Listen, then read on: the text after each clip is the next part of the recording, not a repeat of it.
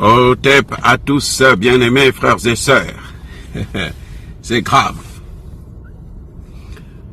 La frappe d'hier de l'armée congolaise par l'aviation, 2 vols non identifiés, que les Occidentaux jusqu'à maintenant continuent à chercher d'où ils venaient, où est-ce qu'ils sont localisés, quel type d'avion il s'agit, qui ont calciné, je dis bien calciné, des milliers de terreaux rwandais sur le sol congolais. Ceux qui s'apprêtaient à attaquer la première ville du Sud Kivu, Bukavu. La frappe a été, comme je disais tantôt dans ma précédente vidéo, chirurgicale. Elle n'a laissé personne survivre. Et vous savez quoi? L'Union européenne pleure. Ils pleurent tellement qu'ils ont exigé aujourd'hui là même que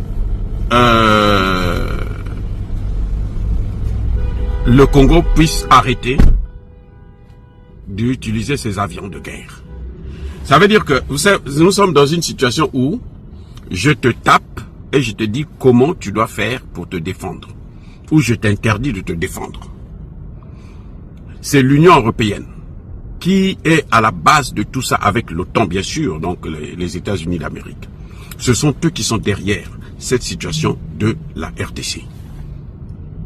Et ils demandent à la RDC qui est en train de se défendre, de ne pas se défendre, de se soumettre aux injonctions, à l'agression, de subir le massacre, comme si l'Union européenne, 18 millions, ça ne leur suffit pas. Il faut que Kagame puisse envoyer encore plus au repos éternel en RDC. Les amis, l'Union européenne donne des injonctions à la RDC, disent maintenant il faut un cessez-le-feu immédiat et il faut un dialogue. L'Union européenne veut interdire à la RDC de se défendre, de protéger son territoire. Dialogue et chacun garde ses positions. Comme ça, les Rwandais vont se dire, nous sommes chez nous ici en RDC. Ça ne se fera pas. Même si Tshisekedi va signer des accords là-bas, là, sur le terrain, là, ça ne se fera pas et jamais. Je vous assure.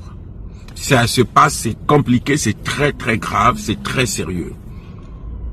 On ne peut plus continuer avec cette gymnastique, cette comédie occidentale qui consiste à, comme s'ils avalaient le sang des Congolais, on ne peut plus tolérer ça. Ils n'ont rien compris et ils ne comprennent rien. Donc ils ne savent pas comment contrer ce type d'avion militaire, d'avion de combat. C'était incroyable hier. Ils ont calciné et le matériel, l'équipement et les hommes. Et ça n'a pas laissé indifférents les Européens. Et ils sont en train de pleurer. Ils sont en train de pleurer. Ils ne savent plus quoi faire. Les amis, c'est compliqué. Soyez bénis, soyez abondamment bénis par le Dieu et qu'imité par nos ancêtres angélisés. Nous continuons de suivre cette affaire-là. J'espère seulement que le Congo ne baissera pas les bras. Le Congo va continuer à faire ce qu'il a à faire afin que la paix puisse être, le Congo puisse faire respecter son intégrité territoriale.